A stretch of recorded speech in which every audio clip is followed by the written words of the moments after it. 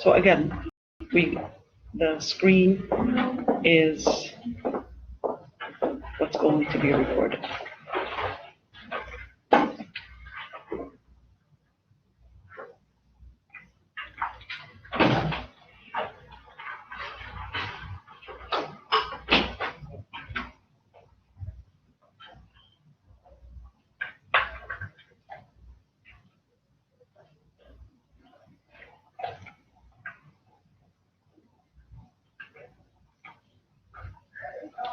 Alright, so Bismillah ar-Rahman ar-Rahim. Inna alhamdulillah nahmaduhu wa nasta'inuhu wa nastaghfiruhu wa nastahdihi wa na'udhu billahi min shururi anfusina wa min sayyiati a'malina. Man yahdihillahu fala mudilla lahu wa man yudlil falan tajida lahu waliyyan murshida. Inshallah, today we're going to be talking about Ramadan, the rulings of Ramadan. And generally, when we speak about Ramadan, we're going to be covering different topics, because when you're discussing Ramadan to a woman, and the issues that relate to women are totally different than the issues that relate to the men, and that's why there's going to be special emphasis on the women's rulings.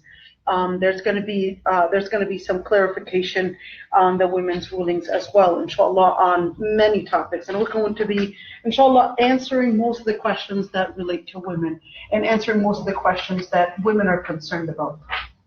Of course, the class is going to be in different parts, so it's going to be in 5 different parts. This is class number 1, and we're going to be pretty much talking about the most important, let me say, most important issues when we talk about Ramadan. We're going to be talking about the virtues of Ramadan, importance of fasting, but I'm going to go fast over those, just because, you know, it's pretty much known to everybody. So I'm not going to talk about, you guys took it in your Sunday school, so I'm not going to be commenting much about that.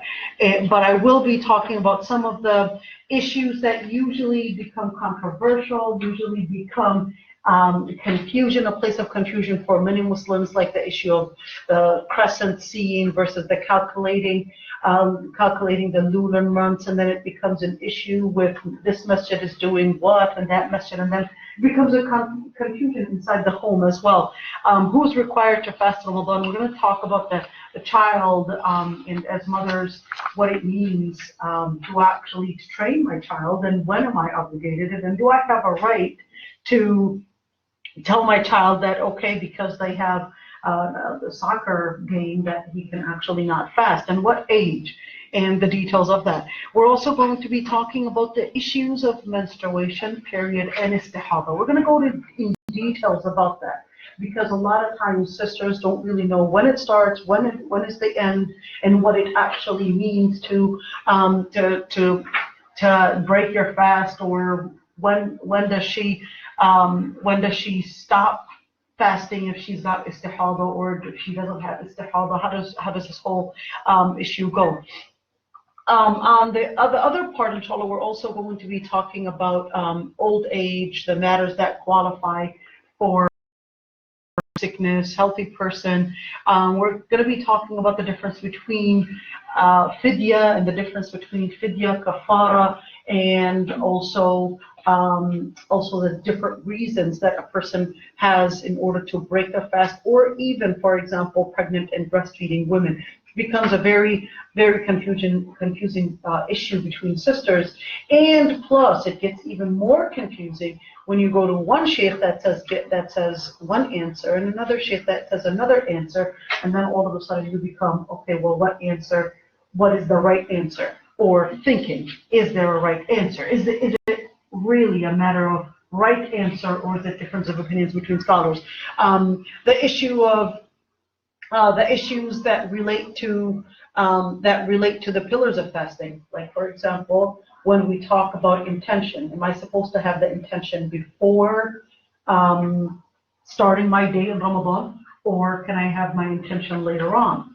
Is there a difference between an obligatory fast and between a non-obligatory fasting? So is there a difference, or is it the same whether you're doing this fast or that fast? You would have to have the intention before. What if in the middle of the day I all of a sudden had some thoughts that I wanted to break my fast, and then later on maybe not? Does that nullify my fast, or how does it happen? Other issues. When does breaking or starting your fast start? Is it during? When does imsak start? Imsak meaning starting your sahur meal, and after that. And what if I needed to take a pill? So I took a pill, and then all of a sudden, after taking, whether it was 5 minutes before, or 3 minutes before her alarm started, or her event started a minute or 2 minutes later, and all that, and then it becomes an issue. Things that break your fast. Common questions. Does food break your fast? Simple. Yes, of course. We know that part. But what are issues such as, for example, they would ultrasound, vaginal ultrasound, did a blood test, insulin, had tooth taken out, or probably some remaining foods in between the teeth, or even things that sometimes, let's say she went to an OB doctor, does she lose her fast or not? Body discharges. Does it lose your fast? So we're going to talk about different things right there, and inshallah we're going to be talking in detail about some things. Intercourse as well, leaving Islam, changing the intention, things that prevent breaking your fast, accidentally forgetting or force, making up or paying fidya. How do we pay the fidya? Who's the one mandated to pay fidya? Am I the one that's supposed to be working to pay the fidya, or can my husband pay the fidya? Kafara, how is kafara different from fidya? What is fidya? And if we say fidya, does that actually mean that that I have to pay it from my own money, or can my husband pay it, or can my father pay it? What if she forgets the number of days that she missed throughout her life? What if she had multiple reasons, pregnancy, breastfeeding, and who knows, when she was younger, she didn't know she was supposed to be making up, and all the different details. And what is hated and liked in fasting? Breaking fast, for example, early, or hated things during fasting. We're going to talk about that. What is allowed during fasting? Died and has some days to make up. What happens to that person? I'tikaf. We might not go into details about i'tikaf, but we'll answer some questions about i'tikaf. What is i'tikaf? What's the evidence that proves its permissibility? What if a woman had her period? Can she do i'tikaf or not? Does a woman need her husband's permission for i'tikaf? What if he changed his mind? He gave her the permission, all of a sudden he changed his mind. Can we do i'tikaf at home? Where are we not allowed to do i'tikaf? What if the woman got her period during i'tikaf? Can the woman refuse her husband's right for intimacy during i'tikaf? Zakat al-Fitr, we're not going to talk about much about Zakat al-Fitr, we're just going to answer some questions about Zakat al-Fitr. Who's it paid on behalf of? How much is it? When is it to be paid? What if we forgot and it was too late? Salat al-Tarawih, we're also going to answer some questions about Salat al-Tarawih. What's the shortest and highest number of Tarawih? What if I came late and they were praying Tarawih and I still had Aysha to pray? What do I do? Can I leave the masjid before praying 8 rak'ahs? Can we hold the Quran and follow along with the Imam during Tarawih? Nafil fasting, which is the non-obligatory fasts. The light fasts, for example, 6 days of Shawwal. If I had make-up days, can I join and have the 6 days of fasting, also, or the make-up days, along with the 6 days of Shawwal with one intention? Can I do that? The white days, the best kind of fasting, we're going to talk about that as well. The haram days to fast, and of course things like the mid-Sha'ban, Rajab, fasting all life. Well, right now nobody does that. So inshallah we're going to be starting, and when we talk about Siyam, if somebody didn't have a packet, so if you missed out, you can get your own packet.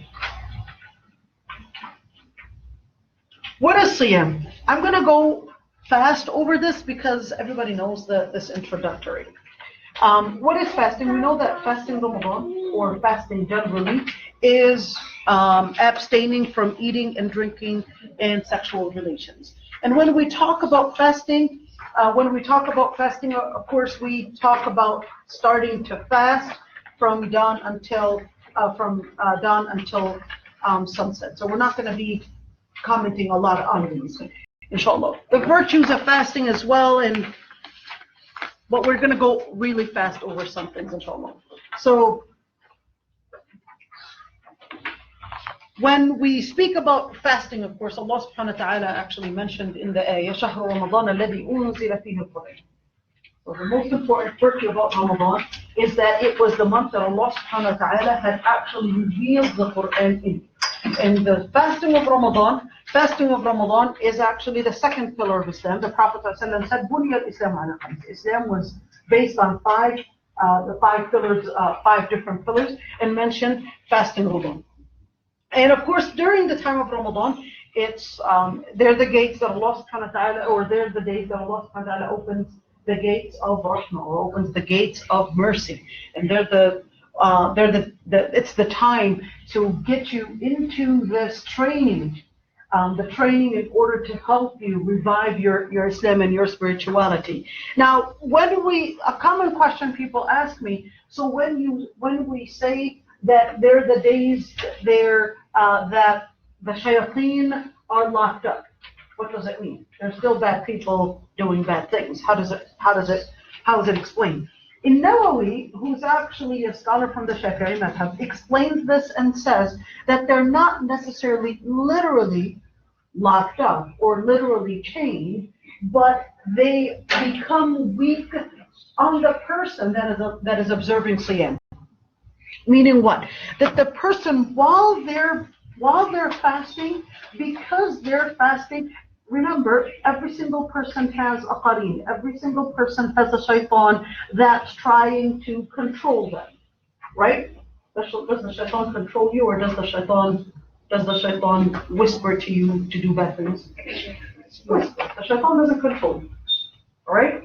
So you can't blame the shaitan. The shaitan whispers things to you. Now, when you actually make your siyam, that qareen,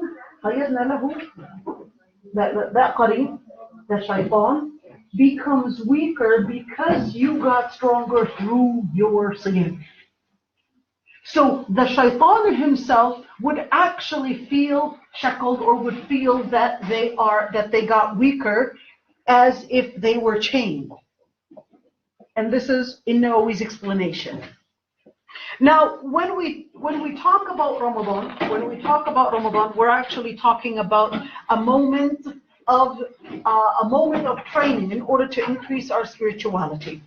And when we talk about Ramadan, it's that moment of Iman enhancer. The Iman enhancer, like the hadith where the Prophet ﷺ actually said in the hadith, when Ramadan comes, the gates of paradise are opened and the gates of hell are closed, and the devils are put in chains. And when we talk about Ramadan, it's of course a time for discipline, and fasting is generally linked with true faith in Allah subhanahu wa ta'ala.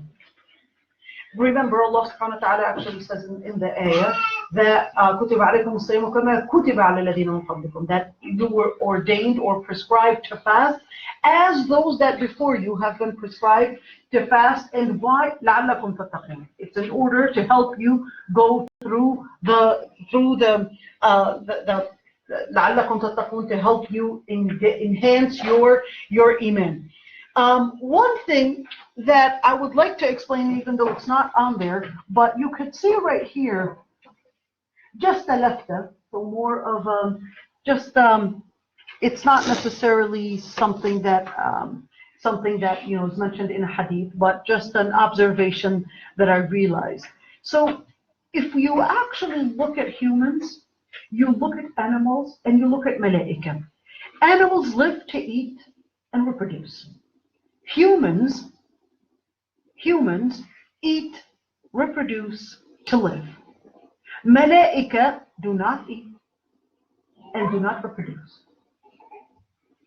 If a human would live for eating and reproduction, his life would be an animal concept based. Right? We're trying to get to something. Malaika only observe ibadah. They only do ibadah. Now, the deal is, if you want to get close to Allah subhanahu wa ta'ala, you would have to be in a spiritual state. And that's why malaika are closer to Allah subhanahu wa ta'ala than anybody else. They don't engage in any of that. To elevate humanity, to elevate mankind, to elevate humans from not being an animal-like, meaning going down a level, Allah subhanahu wa ta'ala ordered you to become from the Rabbani, ordered you to elevate your spirituality. In order to elevate your spirituality, Allah subhanahu wa ta'ala had ordered us in order to do some of the actions or some of the akhlaq of the malaika. To not eat or drink or engage in sexual relations. In other words, Allah subhanahu wa ta'ala was teaching and training us in order for you to go up with your spirituality to an angel level. You would have to have the akhlaq of an angel. Now, a lot of times people would think that the reason why you're fasting is to feel with the poor. That's actually not quite. Because if you would actually say that you're fasting to feel with the poor, that would actually mean that you're fasting and not engaging in sexual relations to feel with the people that are not married. Right? So, not really quite. Not really accurate. But you fast, and the things that you abstain from are really for an iman elevator. In order to help you control the things that are considered the strongest drives in you as a human. The strongest drives in a human is really none other than the animal drives in us. The animal drives in us, if you're capable of controlling these drives, then the other drives are going to be easier to control. Right? The other drives are going to be easier to control. So you work on the hardest drives in order to be stronger on the other drives. Now, fasting generally is a practical embodiment of submission and servitude to Allah subhanahu wa ta'ala. So it's not in order to feel with the poor, but it's actually an action in order to train the Muslim to learn how to be submissive to Allah subhanahu wa ta'ala. When we say submissive to Allah subhanahu wa ta'ala, meaning from a different perspective, training the person in order to liberate himself from being submissive to his own desires and own whims. If you look at the world around you, the biggest desires or the biggest fitna is really in eating, drinking, and sexual relations. So Allah subhanahu wa ta'ala is giving us that moment in order to do that freedom, liberating yourself from submitting to none other than Allah subhanahu wa ta'ala by liberating yourself first. Because there's no way that you can free others if you can't even free your own self from your own self. And Allah subhanahu wa ta'ala says, أَفَرَأَيْتَ مَنِ اتَّخَذَ إِلَهَهُ هَوَاهُ أَفَرَأَيْتَ مَنِ اتَّخَذَ إِلَهَهُ هَوَاهُ. Meaning, do you see those that take their own desire as their own Lord? Islam is about freedom. Islam is about liberation. But Islam's understanding of liberation is farther than the liberation that the different countries are talking about. Islam tells you no, there's even a higher level of liberation, and that's liberating your own self from your own self and submitting to Allah subhanahu wa ta'ala. Now, generally, we know that fasting Ramadan, as one of the 5 pillars of Islam, is mandatory on every single Muslim, unless they have a reason not to fast. Now, having that being said, when a person reaches the age of puberty, in Islam, this is very important. Teenagers, pay attention to this. In Islam, once you hit the age of puberty, you're considered an adult, period. Alright? Adulthood does not begin Adulthood does not begin when you get married or you turn 18. No, adulthood in Islam begins when you hit the age of puberty. When you hit the age of puberty, you're obligated to fast. You don't take your mom's permission or your dad's permission to fast, or say my mom gave me the permission to not fast. Because in the end, Allah subhanahu wa ta'ala obligated you to fast and obligated you, for example, to do the different requirements that Allah subhanahu wa ta'ala requires on teenagers. Therefore, you have to know and you have to observe those as an adult. In Islam, adulthood starts with the age of puberty. Now, fasting Ramadan, all scholars agreed, based on the ayah, كُتِبَ عَلَيْكُمُ الصِّيَامِ. Kutiba is another term that in the usul al-fiqh, in principles of fiqh, it's another term that in Islam we would consider it as proving the obligation for a duty. So you can't say I want something to say wajaba, no, or obligated. No, kutiba means prescribed. Kutiba means that you are mandated to do fasting Ramadan. Unfortunately, guys, in our day and age right now, what is common sense in Islam is becoming an issue of controversy. No, there are ayat. When we go back to the Quran, we see the sunnah. There is no doubt about fasting Ramadan. And when does Ramadan start? Generally, the Prophet ﷺ said, "Sumu li ru'yatihi wa aftiru li ru'yatihi." Ramadan starts with a month of the lunar month Ramadan, which is after Shawwal. After Sha'ban, and then we would observe sighting the new moon. Yet one thing is that a lot of times people are confused. Okay, does Ramadan start now or not? And then people become even more confused when you actually have the calculations, the scientific calculations. NASA and the different astronomers are saying that the new moon started yesterday or started today, but they would say that you won't be able to see it with your naked eye. But they would tell you they're able to see it through the telescopes. They're able to see it with telescopes. But the Prophet ﷺ said, "Sumu li ru'yatihi wa aftiru li ru'yatihi." When you see it, you fast. That is, you see the new moon, you fast the new moon for the new month of Ramadan. And when you see it, meaning the new month of Shawwal, then you would break your fast. Now, scholars have different opinions on whether seeing it means with your naked eye, or whether seeing it can be also with a telescope. Now, because of those differences of opinions, this actually causes the lay Muslims to be confused on whether they should fast or not.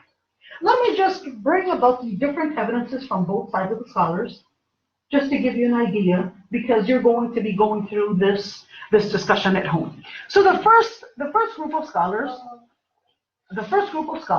they said that we've got two hadiths.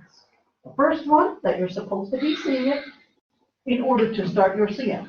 The second hadith is that the Prophet ﷺ said, we are generally a nation that is illiterate. Illiterate meaning more like in numbers, and illiterate to really know the calculations, as at the time the Persians knew. So the Prophet ﷺ just said, because of that, well, whenever you see it. So the first group of scholars, they said, see, we're not supposed to be depending on calculations. We're just supposed to be depending on seeing.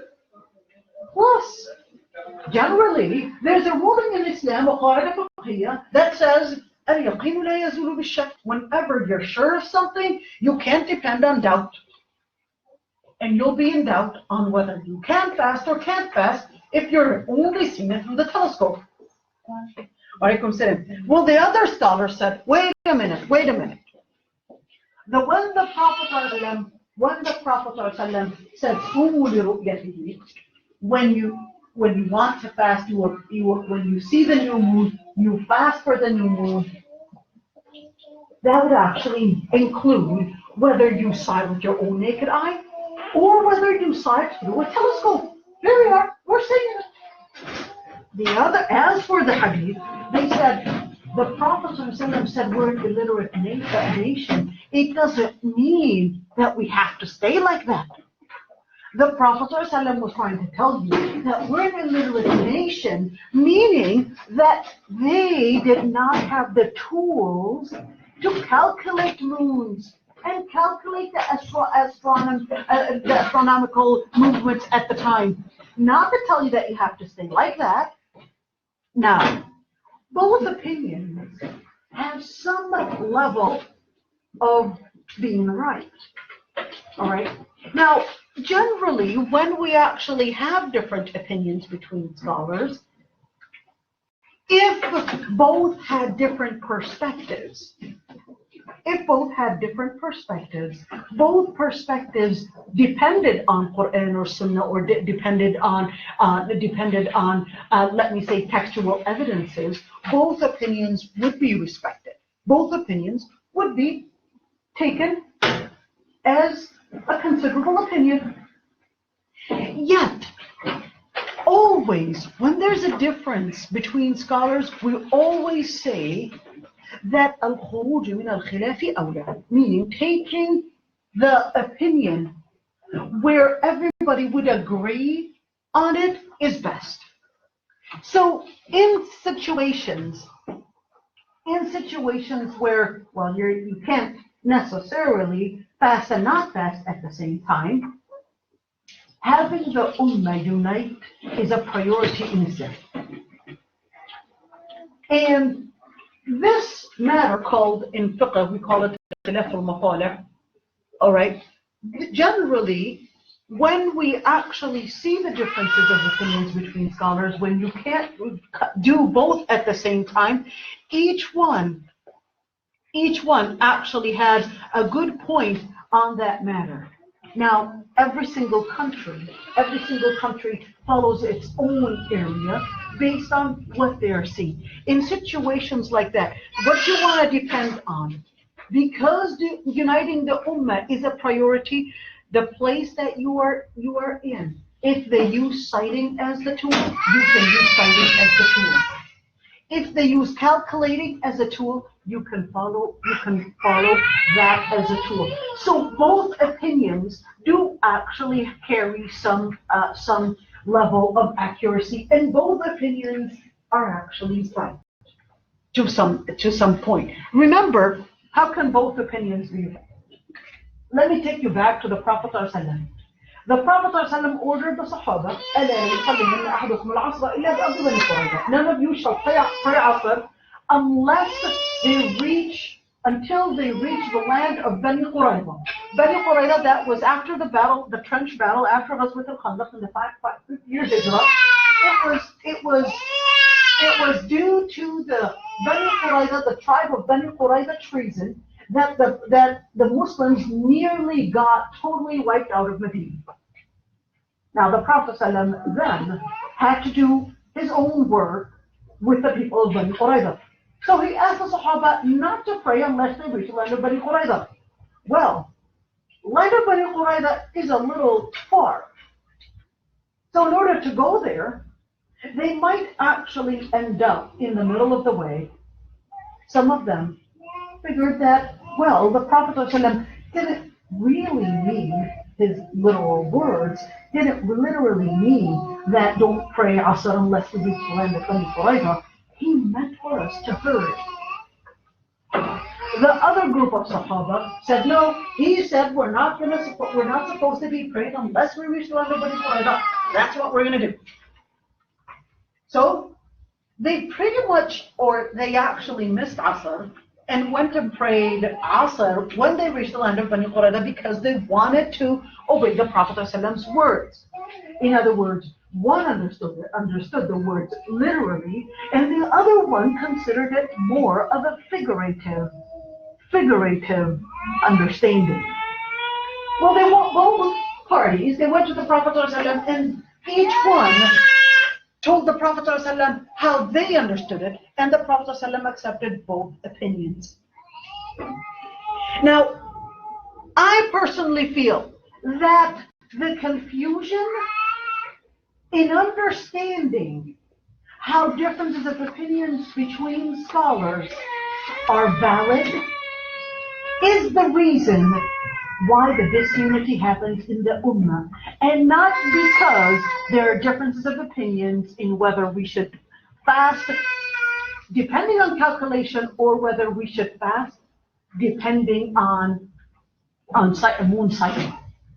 I think in order to bring about the unity in the ummah is by appreciating and respecting that scholars had differences of opinions. So let's not be too fanatic in considering one opinion and rejecting another. Now, does anybody have any questions regarding this so far? No. Okay. Now, when we look at the pillars of fasting, right now we're on the second part. When we talk about the pillars of fasting, of course, it's very important to look at the pillars of fasting, because once you know the pillars, if any of the pillar is not there, that would actually mean your fast is not valid. All right? That's what it means to have a pillar. So if we say this is a pillar in salah, that means if it doesn't happen, your salah is not valid. If we say pillars of marriage, if the pillar is not there, that means this is not a marriage anymore, but a relationship of zina. All right? This is what it means, pillar. So looking at this, number one, we know abstaining from eating, drinking, and sexual relations. We know that one. Right? Now, when we say abstaining from eating and drinking, the ayah says, وَكُلُوا وَاشْرَبُوا حَتَّى يَتَبَيَّنَ لَكُمُ الْخَيْطُ الْأَبْيَضُ مِنَ الْخَيْطِ الْأَسْوَدِ. And eat and drink until you're able to distinguish the white line from the black line. Now, the white line from the black line, all right, and this is something, just on a side, is that a lot of times people want to, right now we're starting to get in our day and age, because of the confusion, and let me say because many are actually ignorant on Islam, right now we're starting to get these weird interpretations on Islam. Somebody telling me that hijab is about a barrier between you and sin, and somebody giving you all these different interpretations. So to explain this, even the Sahaba, during the time of the Prophet ﷺ, like Adi ibn Hatim, he actually thought, okay, well, black line and white line, so he would put them underneath his pillow and then take them out and see. Am I able to see the white line from the black line? I'll keep on eating. And then the Prophet ﷺ explained it to the Sahaba that it wasn't an actual thread. It's not literally a thread, but it's the horizon, the line in the horizon that distinguishes the night from the day, and it's called the al-Fajr al-Sadiq. What is al-Fajr al-Sadiq? There's a for those that live far away from the city, you would actually see at one point, like around 2 a.m., there would be all of a sudden like a sudden brightness in the horizon, and then it becomes dark again. This is called al-Fajr al-Kadhib, or al-Fajr al-Kadhib, let me translate that. Al-Fajr al-Kadhib meaning the fake Fajr. All right? Al-Fajr al-Sadiq is the true Fajr, which is when it's actually about to get the Fajr, about to get sunrise, and the dark night is about to close. This is al-Fajr al-Sadiq. That fine line between night and day, you would see it in the horizon, and that's al-Khayt al-Abyad al-Khayt al-Aswad. So the other pillar is, of course, having the intention for fasting. I want to comment on having the intention for fasting a little bit because a lot of confusion happens there. When we talk about having the intention, what does it mean? Number one, you don't necessarily have to utter or say, voice out your intention. You don't voice out your intention. And the only time that you voice out your intention is for Hajj or Umrah, like a Hajj. Only for Hajj or Umrah. Yes, the Shafi'i madhab, we got people from Bilad al-Sham, Shafi'i madhab do, or Egypt. Shafi'i madhab do regard that you utter your intention. And the reason why I'm just mentioning that, because I know people come from different backgrounds. All right. The utterance of your niyyah is actually not required whatsoever.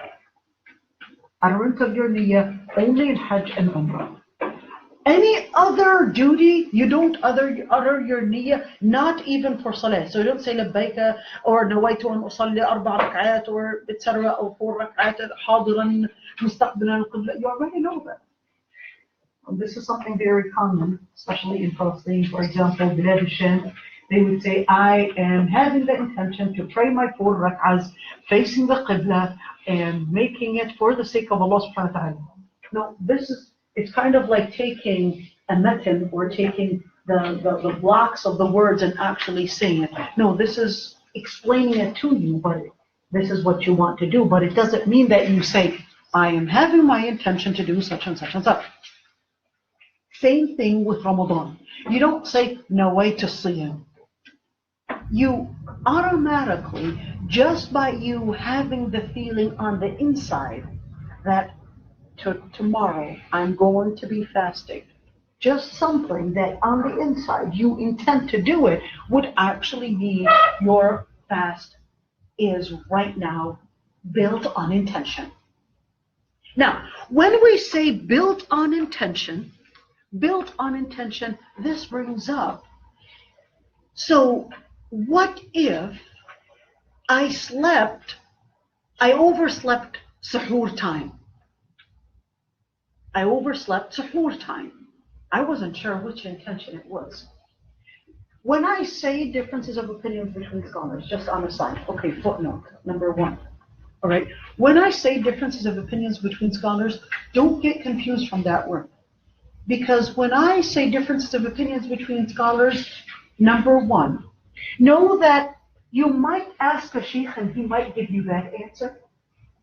2, that answer or that opinion also is based on some ayah or hadith or some evidence.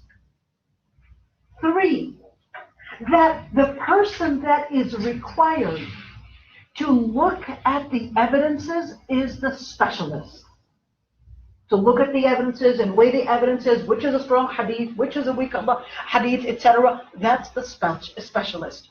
Number 4, when you have differences of opinions between scholars, that's not mentioned on there, so start taking notes. When you have differences of opinions between scholars, you as a questioner, you have several duties. Number 1, you want to seek the scholar that has ilm. You want to seek the scholar that has ilm. 2, you want to seek the scholar that has piety.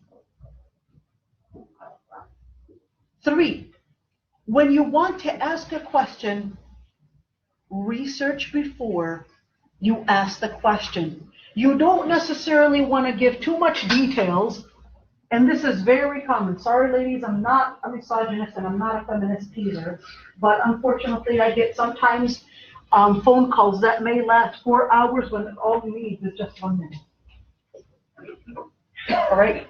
And that sometimes results in me rejecting important phone calls because I wouldn't know if it's going to be a 4-hour call or just a 5-minute call. So research before you actually ask the question.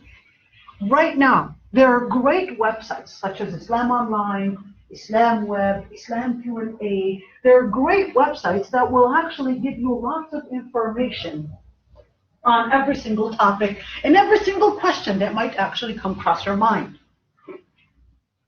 Number 5, do not fatwa shop. And that's very common. It's like I'm looking for the easiest answer. Don't look for the easiest answer. Don't fatwa shop. Look for at least, look for what you see that the scholar, that the scholar has the qualification to answer these questions. There are differences in specialties in Islam, just like you wouldn't necessarily go asking about an OB topic. You don't go to a cardiologist. You're going to the wrong person. If you have an OB issue, you go to a gynecologist or an OB. If you have something that is related to your heart, you go to a cardiologist, right? And that's the same thing. It's very important. There's nothing wrong with asking the shaykh, are you specialized in fiqh? Are you specialized in fiqh? Can I ask a question related to that? Same thing. If your son had a confusion on atheism or whatever have you, ask him, are you specialized in aqidah? Are you specialized in that particular topic? Because having an imam does not mean that they're specialized in everything in Islam. All right? Now, another thing I would want to say when we're talking about asking for a fatwa, what is even more important than all of this is actually taking moments and taking classes to bring about awareness and to understand your deen. It'll save you lots of questions, lots of time, and it'll help you understand your Islam. This will help you. And it'll save you lots of questions. Now, why did I get there? Yeah, so when we talk about intention, now we're going to jump to the intention part. All right, the scholars had different opinions on whether when we have already wanted to fast. All right, now what if for Ramadan all scholars agree that you have to have the intention for fasting Ramadan? All right?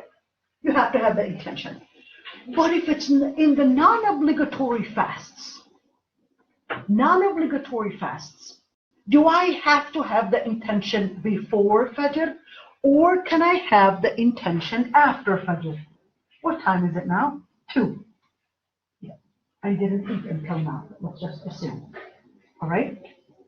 And then you decided, Maghrib is going to be about 9 p.m. or 8 p.m. So why don't I just continue my day? I think I'm able to continue my day fasting. Can we do that or not? Now, scholars had different opinions on this.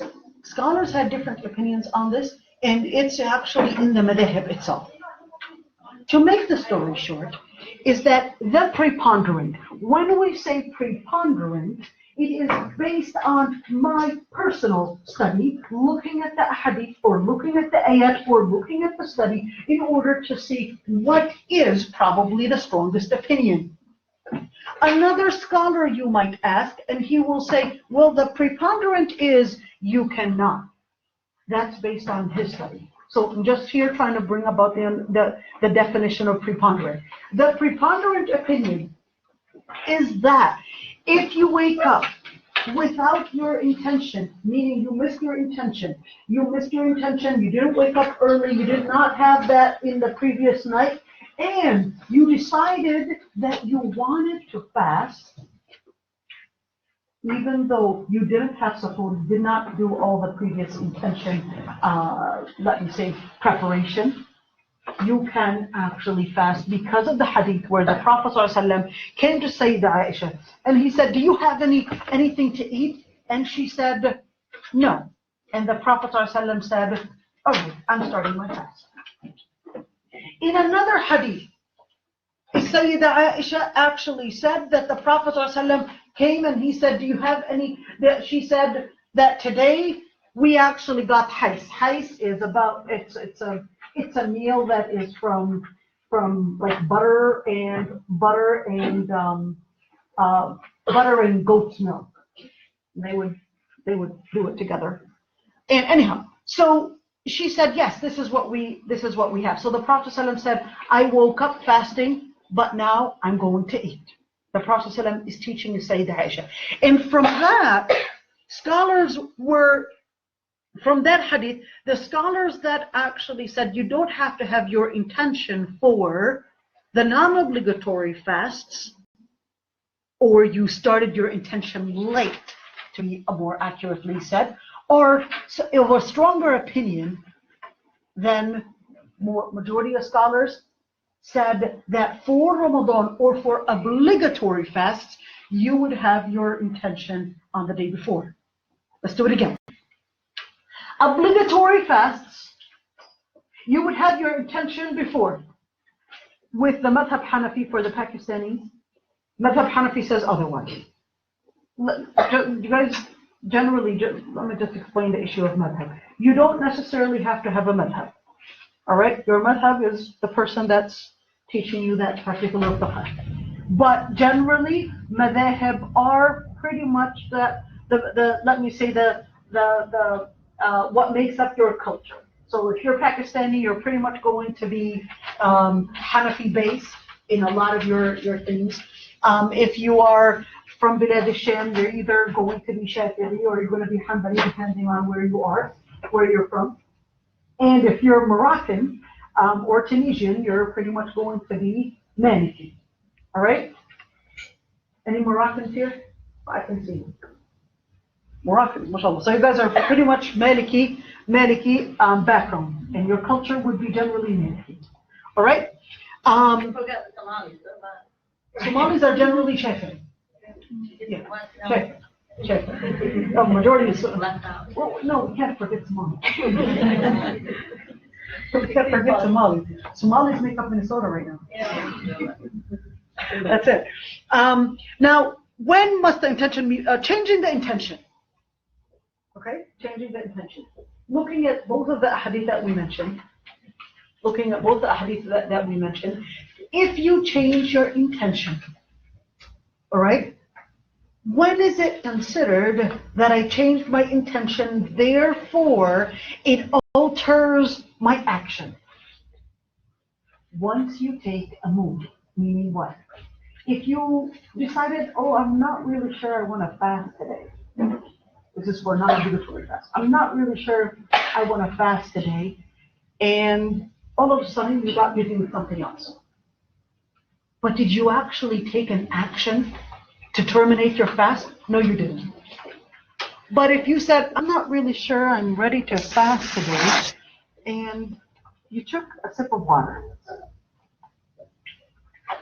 all right, what does that do? That terminates your fast. All right?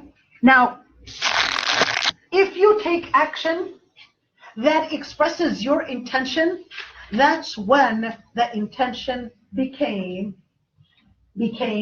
that action that decides or determines your fast. All right?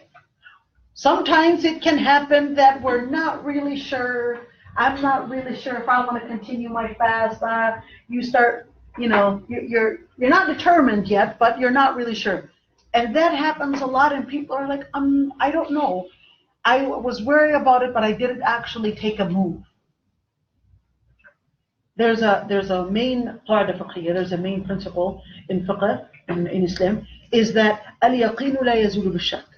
You cannot be in doubt in something and regard that as of a stronger thing than doubt, than being sure of something.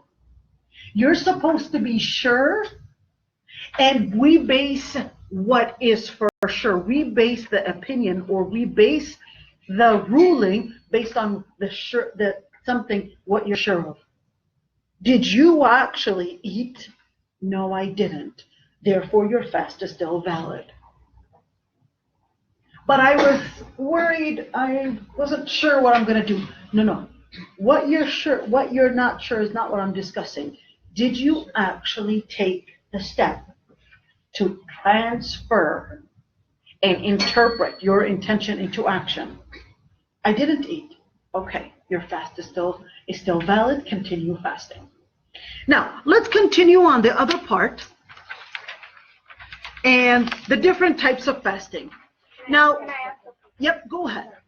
If I understand it correctly, obligatory fast, what if your intentions weren't there? Then does your... Say it again. Let's say I'm doubting myself with... Your doubt in your what? If I'm going to break my fast and I'm questioning myself, but it's obligatory fast. Okay. Then, Obligatory fast generally, you are mandated to continue it. Scholars have different opinions on if you broke a mandated fast. You guys pay attention to this. If you broke a mandated fast, on whether you have to make up the day that you broke, meaning that you make up 2. Scholars have different opinions on that. The preponderant is that no, you're just at sin for breaking that makeup fast, which was for obligatory fast, but not required to make up another day. All right? That day you didn't complete it, that means that day you did not get the reward for making up, but you got the sin for breaking an obligatory fast. Did that answer your question? Yes. Okay. Types of fasting. Go. Anybody else? Can you, for Ramadan, can you set your intention for the whole month instead of the night before? Good question. Scholars had different opinions, like the Maliki madhab. Scholars had different opinions on whether I can have one intention for the whole Ramadan, or whether every single day I have to have had the intention from the previous night. By looking at the differences of opinions, I see that the differences of opinions are more, let me call it word differences, not really action, not really related to something on ground. Because anyways, once we actually hit the month of Ramadan, automatically you would have the intention, all right, it's the month. You don't have to, okay, tomorrow is a new day, day number 2, day number 3, day number 4. No, you know very well from the first day that we hit the month. And now we're going. So if you would have the intention, the preponderant, if you would have had the intention just by you, now it's Ramadan, you actually, prepare yourself, and now all that would actually say that you're putting the intention in place. All right, go ahead. After period, should we make another one? After what? Period, like, if I have a period. After your period, should you make what? Another niyyah? Another niyyah after. Okay, good question. So generally, remember, anyways, if you, for example, you made ghusl, and this is really important, if you want to fast Ramadan, all right, you don't necessarily have to be in a state of tahara. You know what that means? For example, let's say a sister finished her period, all right, or in a state of janaba, all right, and she wasn't sure, should I make suhoor first and then go make my ghusl, or should I make my ghusl before adhan? No, you don't have to rush, because tahara is not required for fasting. Tahara is not a requirement for fasting. So you can make your ghusl after you prepare suhoor and after the adhan. There's no need to rush. All right? Now, for the intention part, once you actually prepare yourself, generally you would know, okay, if the period ended, for example, then you would say, okay, it ended. Now I have to fast. Generally, the intention is on the inside. And scholars, but this is just to explain, scholars also have differences of opinions. And remember, when we say scholars have differences of opinions, so you won't get confused and say, I heard the sheikh tell me something else. All right? Anybody else has another question? Go ahead. So if you're making up the day that you make Ramadan, you can still change your, like, I decided to fast today, can I just make it, no, I'll just eat later and then Okay, so for the intention, when it comes to an obligatory fast includes makeup fast, includes fast for kafara, all right? And we'll talk about that in just a bit. Now, any obligatory fast, majority of scholars regarded that you have to have your intention from a previous night, meaning from Fajr. Majority of scholars said that you have to have your intention from the day, that is a couple of hours before, during that Fajr. You understand what I'm saying? Yeah. Okay. Yet, they did have differences of opinions, or let me say they were more lenient, when it came to non-obligatory fasting.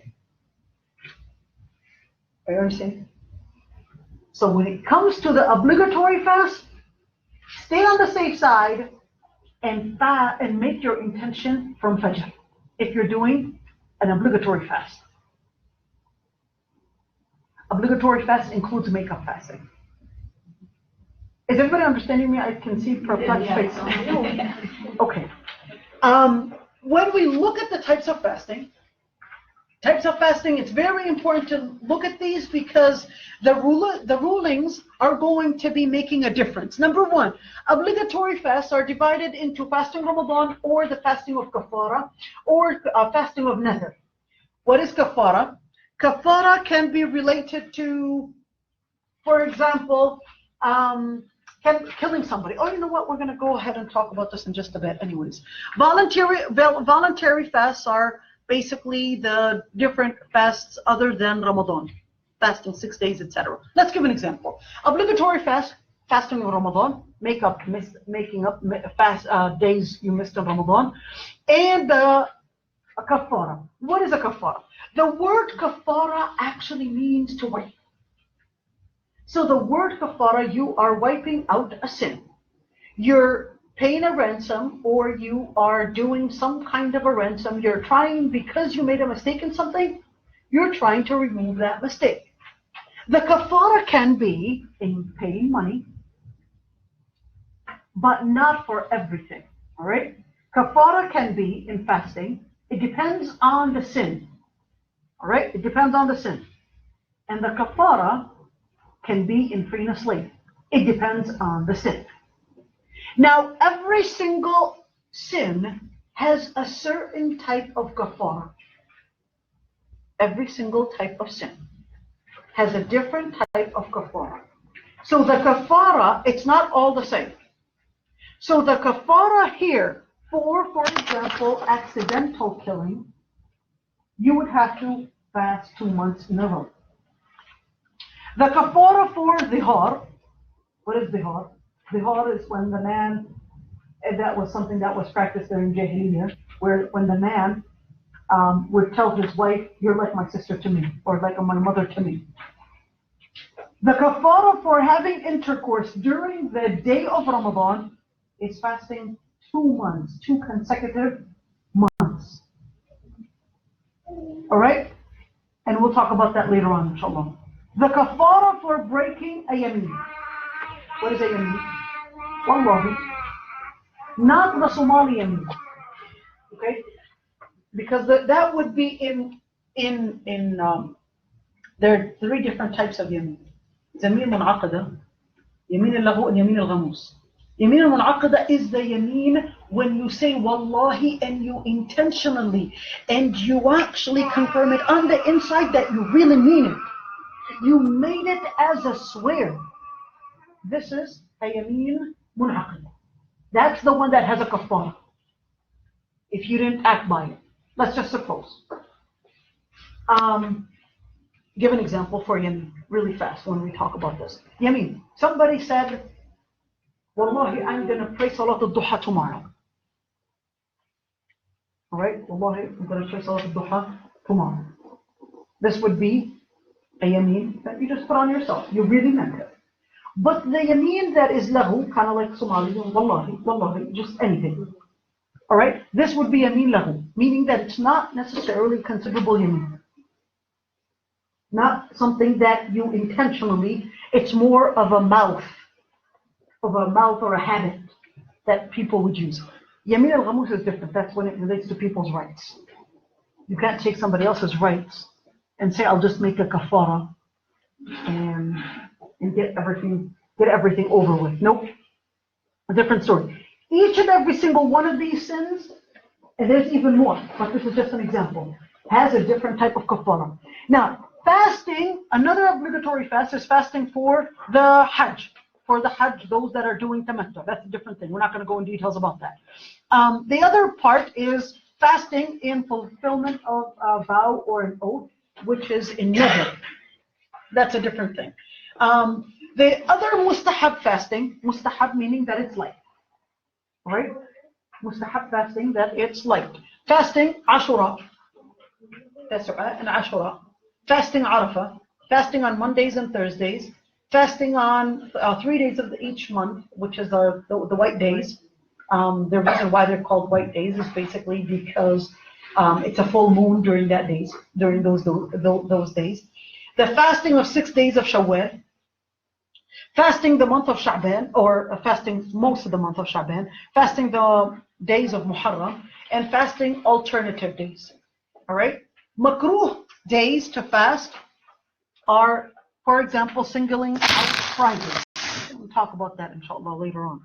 Singling out Fridays, the person singling out Fridays, because the Prophet ﷺ said, do not fast on a Friday unless you fast a day before or a day afterwards. Right?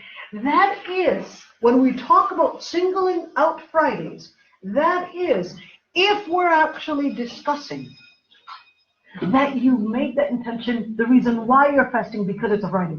But if, for example, it happens to be a Friday, you don't work on Fridays and you feel that that's the best day for you to make up your fast because you work Saturdays and you work Thursdays, there's nothing wrong with it. All right? Is everybody with me here? That it would be an issue if you're singling out Fridays for the sake of singling out. Not that it happens to be something that it just happens to be that that's your day off. All right? You can actually do that with differences of opinions between scholars. Singling out Saturdays because tashabbuh, because imitating the Jews on Shabbat, for example. Any kind of imitation, by the way, in Islam, any type of imitation, whether it's for the people of the book or whether it's for other groups or deviated groups, even if it's a Muslim deviated group, even if it's a Muslim deviated group, would be considered haram to practice like them or imitate them. The Prophet ﷺ says, "Man tashabbaha biqawmin fahuwa minhum." If you imitate any group of people, you're part of them. Now, the forbidden fast, Eid al-Fitr, it's just one day. Eid al-Adha, 3 days, they're called Ayyam al-Tashriq. And the fasting of Yawm al-Shak, the day of doubt, which is the 30th of Sha'ban. 30th of Sha'ban, meaning the month that comes before Ramadan. Yep. Ayyam al-Tashriq, no, Ayyam al-Tashriq. Then what? Ayyam al-Tashriq would be the first day of Eid al-Adha, the second day of Eid al-Adha, the third day of Eid al-Adha. All these 3 days then. All these 3 days you can't fast. Thank you. Yep. Fast observed by women, so generally women that are menstruating or going through postpartum, it would be haram for them to fast. As mentioned in the hadith. So and remember, Allah subhanahu wa ta'ala, let me just comment on this because we're starting to see a lot of sisters and a lot of women under the label of women's rights and so many different things actually changing Islam and changing the rulings of Islam and bringing about these new interpretations. Allah subhanahu wa ta'ala actually says, مَا كَانَ لِمُؤْمِنٍ وَلَا مُؤْمِنَةٍ إِذَا قَضَى اللَّهُ وَرَسُولُهُ أَمْرًا أَن يَكُونَ لَهُمُ الْخِيَرَةُ مِنْ أَمْرِهِمْ. Allah subhanahu wa ta'ala says no non-believing man or believing woman, when Allah subhanahu wa ta'ala has prescribed something, that they would say, I have a different opinion. And that was something that Allah subhanahu wa ta'ala had mentioned. So part of Iman is that for mu'min, I see the textual evidence, Quran and Sunnah, I'm going to say that. Even if right now all these different opinions and all these different feminists and all whatever you have are right now coming up with all these slogans about different rights, you say, well, wait a minute, is it mentioned in the Quran? Is it mentioned in the Sunnah?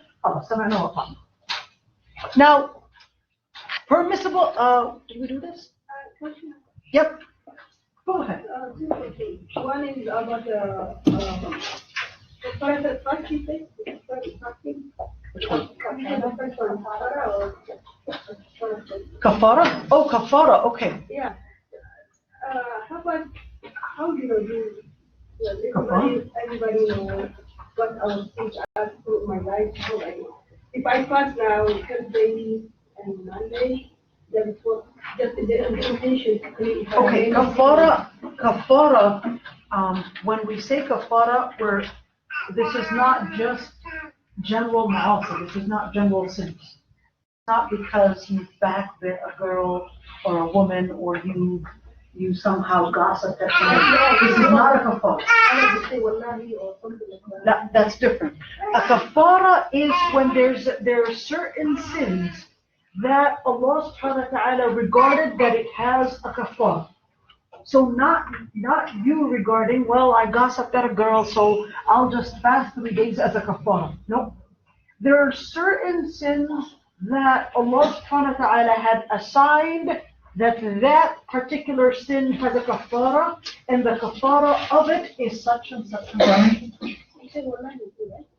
Wallahi, that's a yameen. That's a whole different topic, which is for oath, yameen. The kafara for a yameen, it depends on the kind, and there's lots of details on every single yameen. Maybe I say my life goes off. No, because there's a difference between just saying wallahi as a word of mouth, like a habit, and between saying wallahi and you mean it. I think what he's trying to say is, like, for example, you just found out this, and she didn't know about the kafara, and maybe she did it 20 years ago. Yeah. Could she still? So generally, many people will have this OCD and, well, maybe I did a yameen and I forgot about it, all right? Generally, we would make dua. You don't make a kafara of something when you're not sure that you actually made a yameen. Okay? You just make dua, وَمَا لَا تُؤَخِذْنَا إِنْ نَسِينَا أَوْ أَخْطَأْنَا. Right? لا تؤاخذنا إن نسينا أو أخطأنا. Ya Allah, don't hold us accountable for things that we forgot or things that we made by mistake. All right? So you wouldn't make a kafara on something that you are not sure that I made a yameen and I forgot to pay the kafara for it. You see what I mean? Okay. The other question, I'm sorry, is about Islam. We have, some Quran and Sunnah, you say, right? Mm-hmm. And you say from Muhammad, he doesn't say that he goes to, it comes from Allah, and he says, he doesn't say by himself. Oh, okay. From Allah, he ما ضل صاحبكم وما غوى وما ينطق عن الهوى إن هو إلا وحي يوحى. Yeah, so since we say that, so hadith in the Quran is the same. Okay, so hadith and Quran, are they the same? Is that what you're saying? Because the hadith is what we have hadith, what is practice. Right, hadith, what was said by the Prophet ﷺ, or his actions, or any reports that were done on the Prophet ﷺ, or any description on the Prophet ﷺ. So it's related to All this is related to Sunnah. related to Quran, right? Because Of course. So let me tell you one thing. When we say Sunnah, Sunnah has 4 different definitions. When we say Sunnah, not everything that we say Sunnah means that you don't have to practice. Sunnah in In terms of it being a reference, all scholars, all Muslims have agreed that sunnah, meaning the reports of the Prophet ﷺ, the words of the Prophet ﷺ, the descriptions of the Prophet ﷺ, are obligatory to take as a reference. But if the Prophet ﷺ, for example, said in the hadith, I would have ordered you to do siwak for every single salah. Did he order us to do siwak for every single salah? No. It was by the report itself that the Prophet ﷺ, because he didn't want to make it a burden on us, he did not order us to do that. That takes another type of definition. The definition of the level of mandation. Are you understanding me here? So there are four different definitions of sunnah. The definition of sunnah to mean that you have to take it as a reference, all Muslims would take that definition from the resource perspective. As for, you can have an ayah, you can even have an ayah that can tell you that that action is a sunnah, even though it's an ayah that was mentioned. For example, the ayah says, when you leave your Salat al-Jum'ah, you're going to pretty much go to your works and do what you need to do. Does that make it obligatory for me to go and work on Fridays? No. Are you understanding? So having it in the Quran, for example, and the reference being non-obligatory to do, is different from it being a reference. So the Quran says you can do your own work, right? Yes, it does. So, Yeah, that's Surah al-Jum'ah. so it says, and it said in the Sunnah, No, it gave you the option. When the Quran or when a hadith gives you the option that you can do or you can leave, that takes it from the level of being mandatory to the level of being a sunnah. You can do an optional, it can be recommended or not. All right? All right, how did we get there? Okay.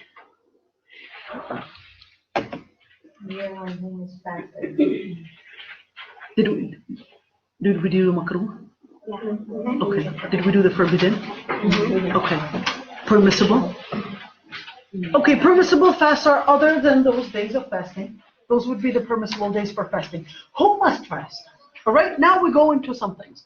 All scholars agreed that fasting is obligatory upon every sane, healthy Muslim male who's not traveling at the time.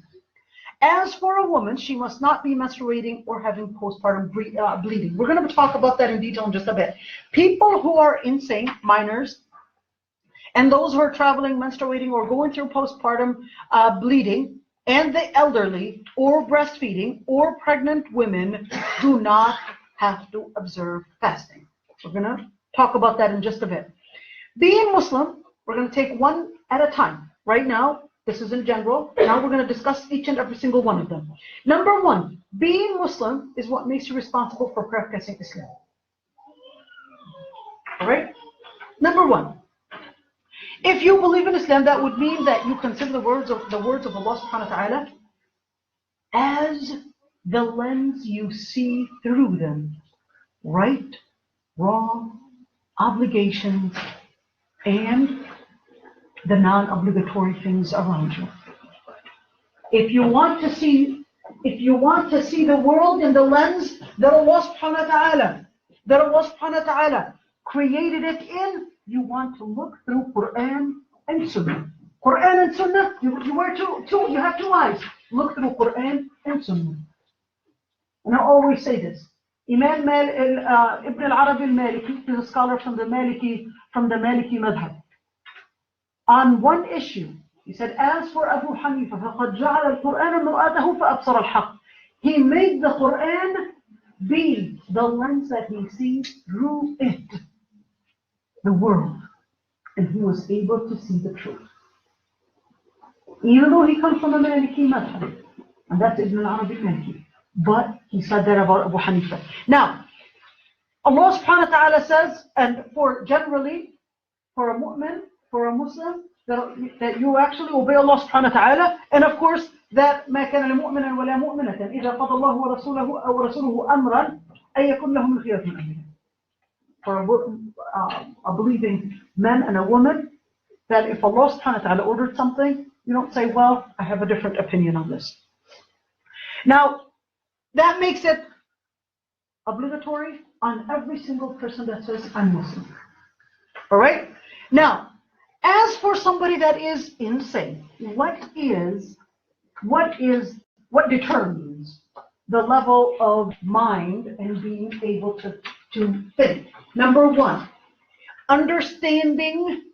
When we talk about being sane, we're talking about being capable of understanding the words of Quran and Sunnah and being able to understand how it's supposed to be applied. Now, the Prophet ﷺ actually said in a hadith, and this one, I want you to pay attention to it. The Prophet ﷺ said in a hadith, and maybe I can jump really fast. I don't know where I put it.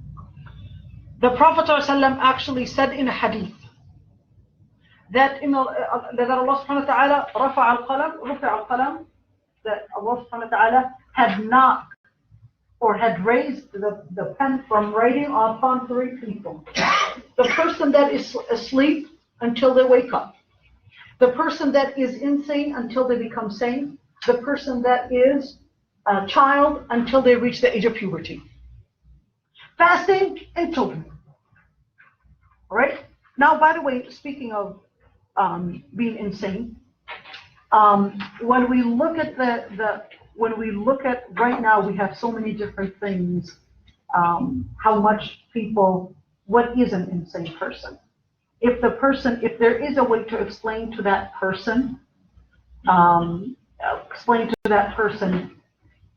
that has a level of mental disorder, what it means to fast and what it means to practice it, then they would be held accountable and they have to fast. All right? So, for example, an autistic person, all right, are they able to understand it or not? Somebody that's on the spectrum is able to totally understand it. Even somebody that is autistic, you're talking about some autistic people actually being math geniuses. All right? I have an autistic child myself, so I know he's only 3 years old and he's already reading at a second grade level. So I cannot say that when he reaches the age of puberty that he is unaware or not smart enough to understand the words of Allah subhanahu wa ta'ala. We would have to do the measures that are needed to explain it to that person. And there's a difference between somebody that has a mental disability where they're totally unaware of the world around them, and between somebody that has some mental disability or psychological disorder, such as schizophrenia.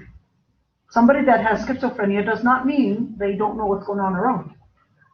So it doesn't mean that if somebody has schizophrenia that, okay, well, they're not required to fast. Unless they're taking medications, it's a different story. All right? Unless they're taking medications, it's a different story. But if somebody is capable of understanding the rules of Allah subhanahu wa ta'ala, you're going to be required as a guardian to actually tell them that they have to, what it means to fast and the rulings that relate to it. As for children, now we mentioned earlier that in Islam, when we talk about children, we said that it's somebody that did not reach the age of puberty. If they reach the age of puberty, then they are required to fast. Reaching the age of puberty for girls is reaching not necessarily getting the period, but having the physical changes that if somebody is seeing this girl, will say she's a grown woman. It's not necessarily by getting the period. And this is something that a lot of times it becomes it becomes like a sudden thing for a girl, and she would say, okay, you got your period, now you're gonna have to do everything. Not quite. The changes that she's going through, or even for the boy, once those changes have taken place, the physical changes that boys or girls go through, that would actually mean they're right now going into the age or stage of being held accountable for their things. And that's where it is very important for mothers to take that transition and that gradual transition for the girl to prepare them. From, for example, age 9 or 10, to tell them right now, those changes are actually meaning you're a grown girl, you're a grown woman, you should be responsible, you're a grown boy, do this, do that. Helping your child be responsible even in the world around them, even taking their own bath, putting their own plate, cleaning their room, is part of helping your child be responsible when they're teenagers. Many teenagers are not right now responsible even over their chores, even over their salah, because we did not teach them how to be responsible when they were even younger on how to act like adults. You train them when they're even younger. Take your bag, take care of your room, take care of your homework, etc. Help in the house chores, all that. It's not mom's responsibility. Mom's responsibility is to train the child how to become a good, healthy adult, a good, healthy Muslim, adult Muslim. Not to baby them. Anyhow, now when it comes to fasting in children, once they hit the age of puberty or the signs of age of puberty, then they're obligated to fast. If the mom, for example, takes it upon herself and says, oh, they're still too young, he's only 13, guess what happens? She will be held accountable for two things. One, giving the wrong fatwa. Two, she will be held accountable for not training her child. And there's nothing worse than giving the wrong fatwa. Now, when we look at the child, a question that comes up is, how did the children during the time of the Prophet ﷺ actually learn how to fast? Number one is that Umar ibn al-Khattab said that it was narrated on Umar ibn al-Khattab that a man he saw wasn't fasting, and then he said, like, how dare you, or woe unto you? How can you not fast when even the children are actually fasting? Now, teaching children how to fast is one important method, or one important training that the mothers have to actually consider in teaching their children, getting them into that level of being able to fast. Now, generally, like we said, that when they're not held accountable, what about the hadith where the Prophet ﷺ said, teach your children how to make salah and strike them or hit them at the age of 7 or at the age of 10. Okay, so you start from the age of 7 and you strike them at the age of 10. Now, let me just comment on that hadith, okay? Because many are going to say Islam teaches violence, okay? Pay attention to this. What was that? You say no comments on... No, I'm going to comment. All right, no, I'm going to comment. Number one is that scholars actually have differences of opinions on the level of authenticity of this hadith. All right, that's number one. Some scholars regard it as authentic or hasan. Others regard it as hadith sahih, and others regard it as hadith da'if. The differences of opinions, even in considering one hadith authentic or not, is for the narrators, some narrators. Number two, even if we are to assume that this hadith is authentic, even if we are to assume that this hadith is authentic, that does not mean that the violence is permissible because the child is not praying or because the child is not fasting. The type of striking that is mentioned in the hadith must not be mubadah. What does that mean? It means that it must not, yarhamkumullah, it must not leave any bruises on the child. It must not puncture the body. It must not break the body. It must not bleed the body, because that type of violence is not allowed whatsoever. Because that type of violence becomes a torture and not a discipline. And that's totally haram. So the type of striking, whatever you want to call it, mentioned in the hadith is actually talking about more discipline, striking, and not beating in where you're leaving bruises and etc.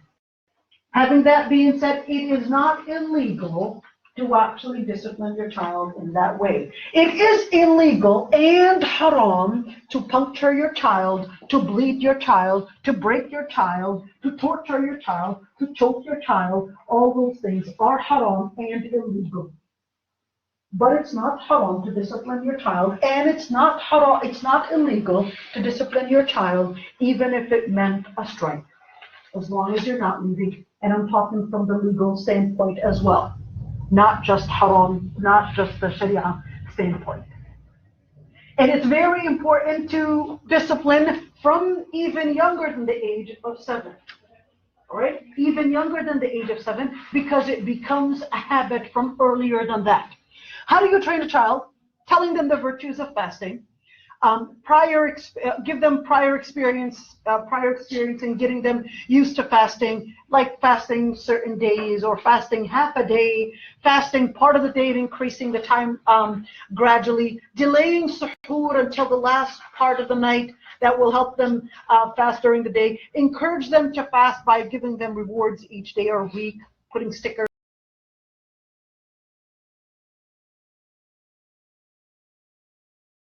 Like once a week, for example, or if you would fast 4 days or 5 days, I would take you to the restaurant or whatever. Instilling the spirit of competition, if it's more than one child, and distracting them when they're hungry, probably not for long hours, but probably giving them to play with on the iPad, for example, just to encourage them, make sure that it's halal stuff, not things that, it's just getting them to quiet. It is preferred that, for example, taking them to the masjid more frequently and arranging visits during the day for families so that children would actually have that support between one another. And of course, this is very important to actually talk about when women also, there's maybe you can do support groups on how to teach your child and how to go up those paths. Now, one thing is, this is what I was actually looking for. This is for Sister Fatima. What's the difference between fidya and kafara? All right. I know we're jumping into a different topic. This was supposed to be somewhere else, but I don't know why the slide came in here. So fasting is obligatory by terminally, if the fast is obligatory and the person is terminally ill or incapable of fasting, then they would pay fidya. All right, this is to explain. So the person is obligated to fast, but forever terminally ill, then they would pay fidya. I know this is out, this one just came. Fasting, what is a kafara? Fasting is obligatory, but the person had a reason to break their fast. Could be because of a journey, menstruation, postpartum, temporary illness, breastfeeding. That would mean kafara. All right? Now, for the person, when we look at, for example, the one before, we said that the person if the person is forever not being able to fast. For example, let's take one example at a time. Somebody that has some kind of a insane, can't pray. All right? Do they pay fidya? No. No. Why? Because although they're terminally incapable, but they're not obligated to fast. The elderly, they're terminally incapable, unless they're going to get young again. That's not going to happen. Right? So they would pay fidya. Now, for somebody that had a reason to break their fast, each one would have a different soul. They would pay kafara, but kafara can be either in paying money or kafara can be in making up fasting. But this does not include for every single person. So, person that's on a journey, you can't say, I want to pay kafara by paying money. No. Person that's on a journey, your kafara is to make up by fasting. No other answer. Girl that had her period, your kafara is to make up fasting. Kafara for postpartum, differences of opinions between scholars on whether she pays, fasts, or does both.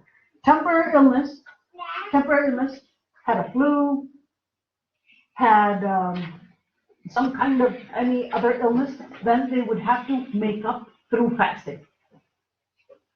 Breastfeeding, 2 opinions. Or sorry, 3 opinions. Is it paying kafara meaning through feeding people, or is it through fasting, or is it both together? We're going to talk about that later on, inshallah. Let me see, what time is it? It's 3, but we'll do just a couple more so we can. Oh, sorry. Yeah, we'll do just a couple more, inshallah.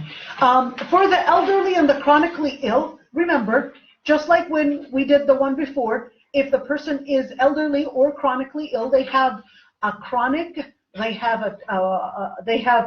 terminal reason that they will not be able to fast. Now, when we say elderly or chronically ill, that would actually mean they have the right not to fast, but they would be paying the fidya, not kafara, fidya. Fidya is different than a kafara, because a kafara is when you do something wrong and you compensate, or you pay a ransom for it. But the fidya, you didn't do a mistake. For the fidya, if the person is capable of paying a fidya, which is approximately $11 per day, then they would pay the fidya for that particular day. If they are able to pay it from their own money, then they would have to pay it. Whether they're taking retirement, SSI, whatever it is, then they would have to pay it. If they can't afford it, they would just do istighfar. All right? Let's say they can't afford it. And we have a lot of people that can't afford it, you guys. I recently discovered that. I thought in America we don't have any poor people. Oh, yes, there are. There are many people out there that really cannot afford it. Their SSI is $700 and their rent is $600 and they're barely going to make it. All right? So there are many people out there, and their EBT barely covers their food. So it's out there. It's out there. So if you also need to pay zakat, put your zakat in, to give your zakat to people. There are people that need it, even here in the U.S. Anyhow, so for the elderly and chronically ill, like I said, they would be paying fidya. Now,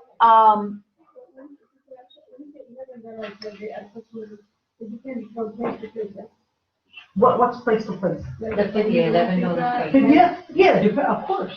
Of course, we're talking about pretty much in Minnesota, no, in the U.S.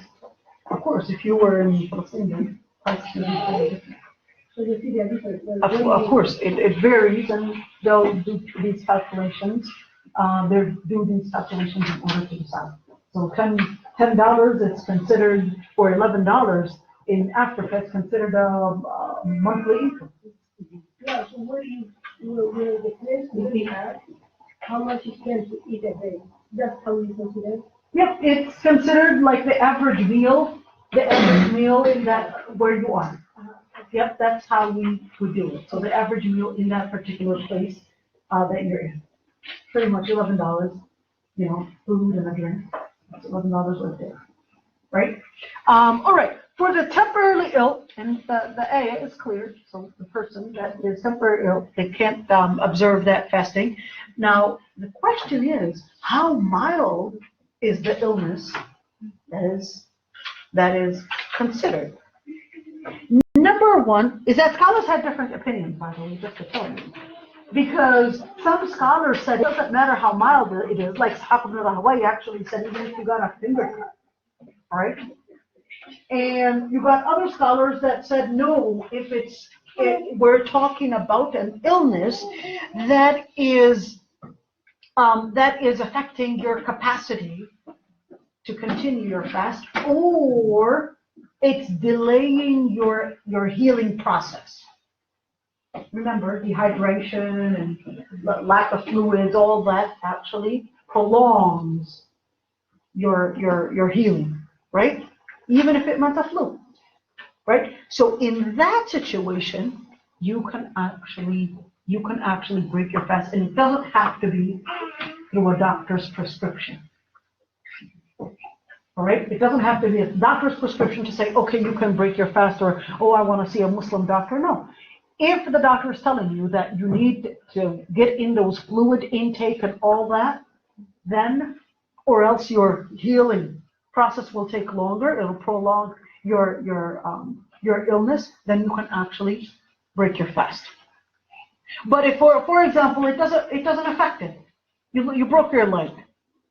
Does it affect it? You're a doctor. Does it affect it if you Pain medication, otherwise no. maybe pain medication, otherwise no? All right, so here we are. We're asking a doctor. All right, so if it's not affecting the illness, then you would have to fast. Go ahead.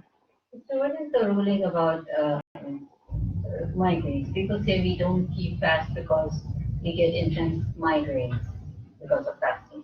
So any type, when we talk about pain, all right, the migraine, it can be from severe to not very severe.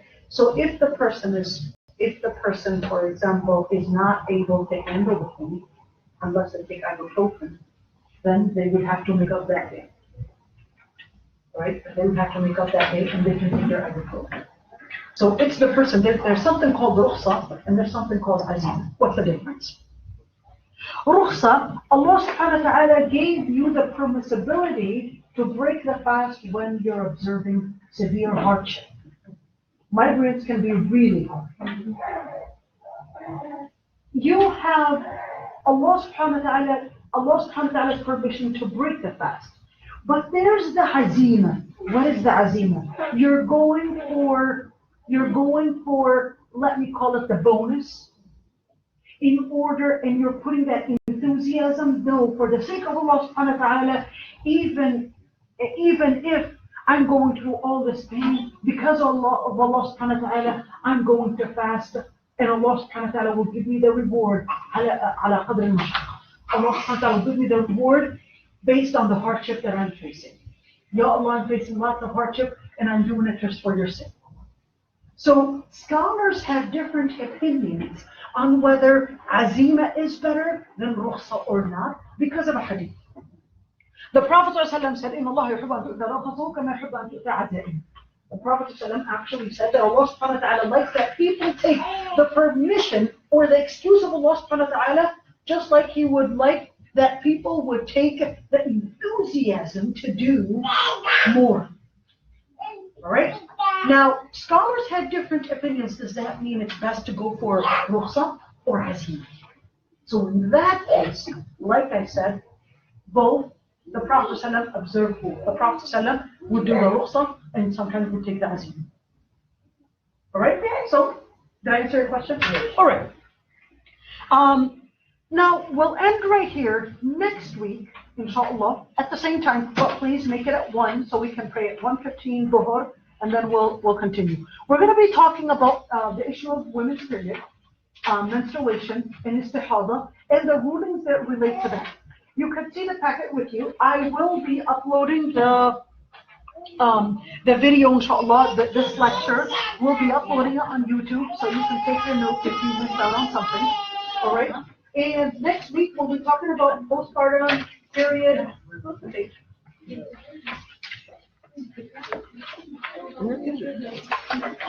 No.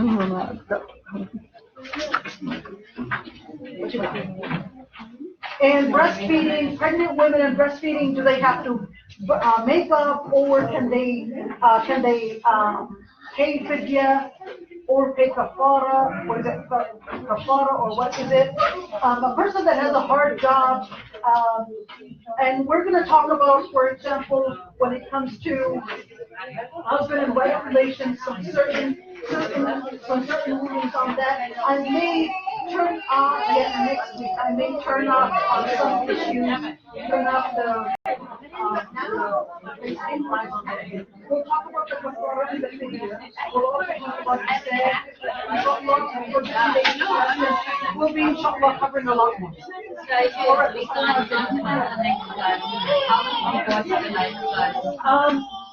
You go to gemsoflight on YouTube, gemsoflight, and we've got our the videos there.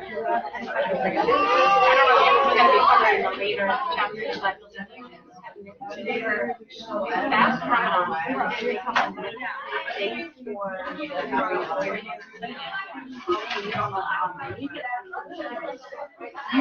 You pretty much like try to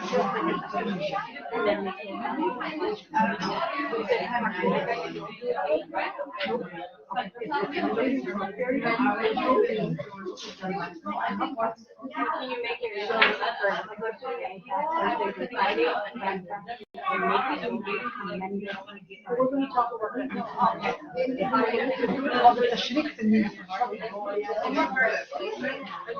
hold on, let me just turn this one on. Menopause and problems of, Yeah, we're going to talk about menopause and those issues, inshallah.